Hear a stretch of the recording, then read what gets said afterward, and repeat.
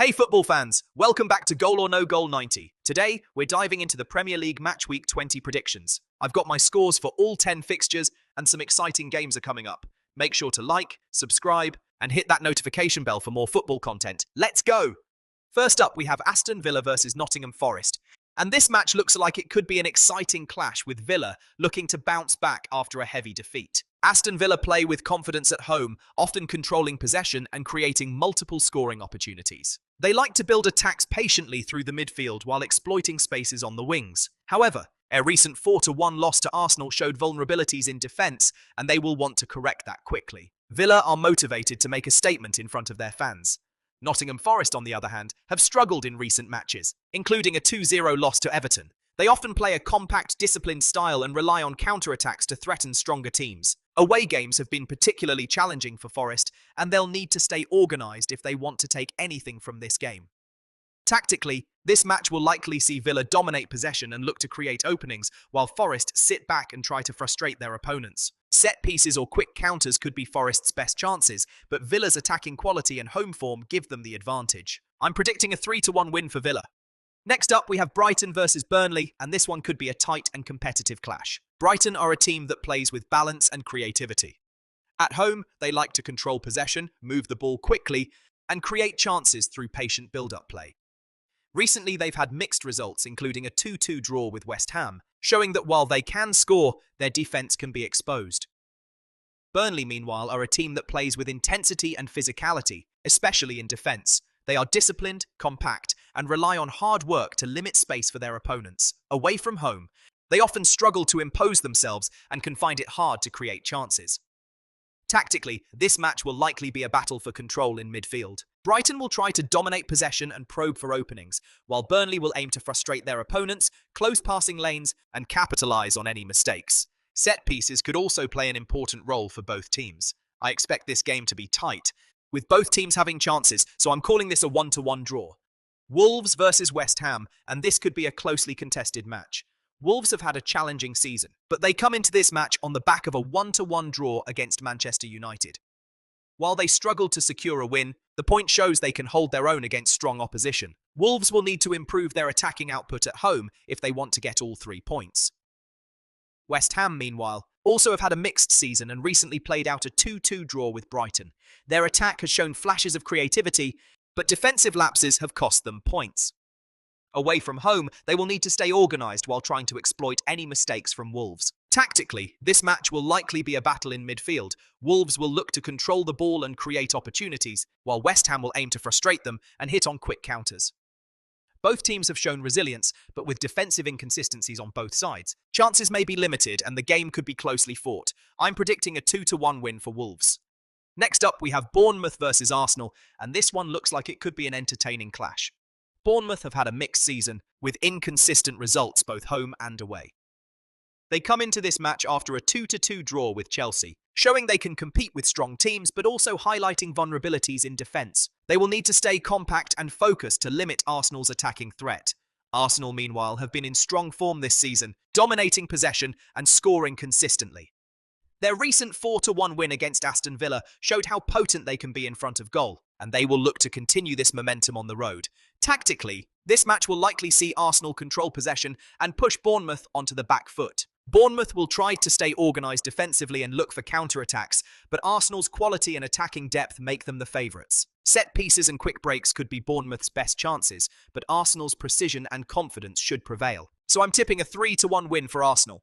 Next up, we have Leeds United versus Manchester United, and this could be an exciting and high-intensity clash.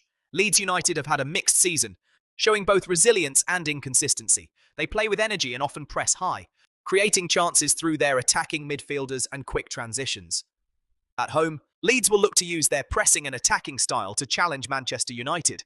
Manchester United, meanwhile, have also had a mixed season, with strong performances at times but occasional dropped points, including a 1-1 draw against Wolves. They are capable of grinding out results, but can struggle to maintain leads in open games. United will look to control possession, use structured attacks, and exploit any defensive gaps left by Leeds' pressing game.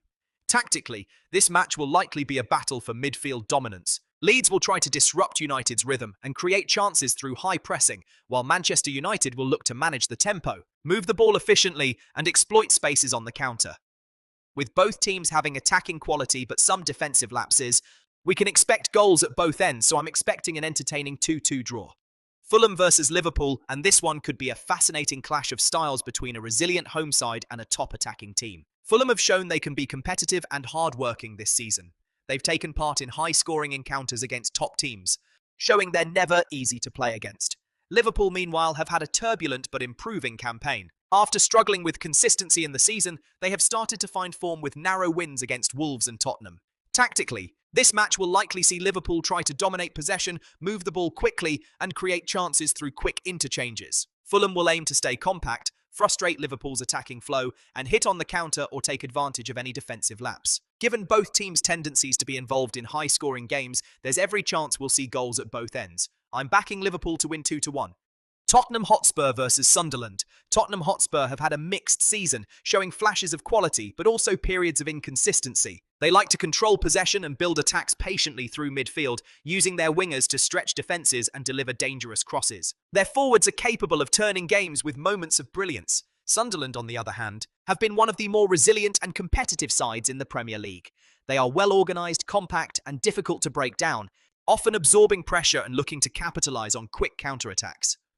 Their forwards are opportunistic, and the midfield balances defensive duties with launching attacks, making them dangerous even without dominating possession.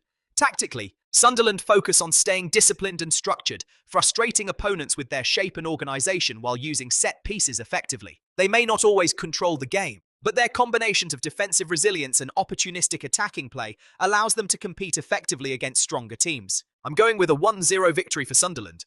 Next up, we have Everton versus Brentford, and this promises to be a competitive clash between two mid-table sides fighting for consistency this season. Everton have had a mixed campaign in the Premier League so far. They have moments of solid attacking play, creating chances through quick combinations in midfield and wide play, but they have struggled with defensive stability at times. Their home form has been decent, and they often look to control the tempo in front of their fans, pressing intelligently to disrupt opposition play. However, lapses in concentration can leave them vulnerable, especially against teams who thrive on counterattacks. Brentford, meanwhile, have been a resilient and well-organised team this season. They are known for their tactical discipline, maintaining compact shapes in defence and being effective on the counter. Brentford can exploit mistakes from more dominant teams and often pose a threat on set pieces. Their midfielders are hard-working, helping to transition quickly from defence to attack, while their forwards capitalise on space behind the defensive lines. Tactically, this match is likely to be a battle for midfield control. Everton will try to dominate possession, create chances through structured play, and exploit gaps in Brentford's defence.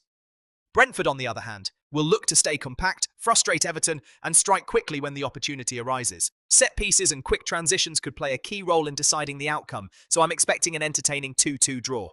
Newcastle United versus Crystal Palace. And this match could be an interesting battle between a club trying to regain consistency and a team looking to steady their season. Newcastle United have had a somewhat inconsistent campaign so far. Recently, they managed a strong away win, which helped ease some pressure on manager Eddie Howe after a challenging run of results. Despite glimpses of quality, Newcastle have also struggled to finish chances at times. Crystal Palace, meanwhile, have experienced their own ups and downs this season. They've been competitive at times, but also suffered heavy defeats, showing that defensive lapses can be an issue. Their ability to score is there, but inconsistency in results has kept them from building sustained momentum. Tactically, this clash could be about midfield control and transitions. Newcastle will likely look to keep the ball and work higher up the pitch with quick interchanges, trying to unlock Palace's defence. Crystal Palace, in contrast, will aim to stay compact and disciplined, using swift breaks to catch Newcastle off guard. Both teams have shown they can score goals, but also concede, so a few well-timed chances could be decisive.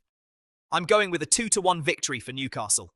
Finally, we have Manchester City versus Chelsea. Manchester City have had an impressive campaign so far, demonstrating their usual control over possession and dominance in midfield. They are excellent at building attacks through precise passing, quick interchanges, and creative movement, often overwhelming opponents with their fluidity. Their forwards are clinical in front of goal, and their midfielders provide both creativity and defensive cover, making City a balanced and highly effective team.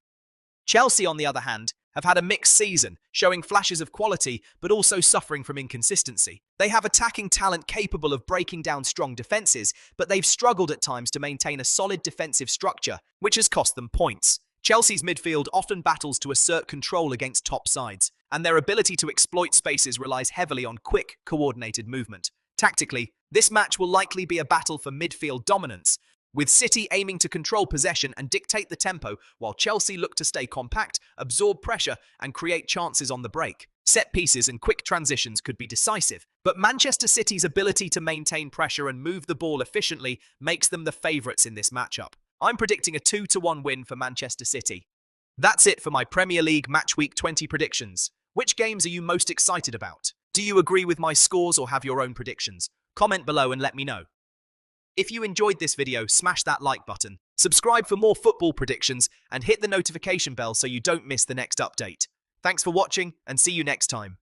Goal or no goal 90.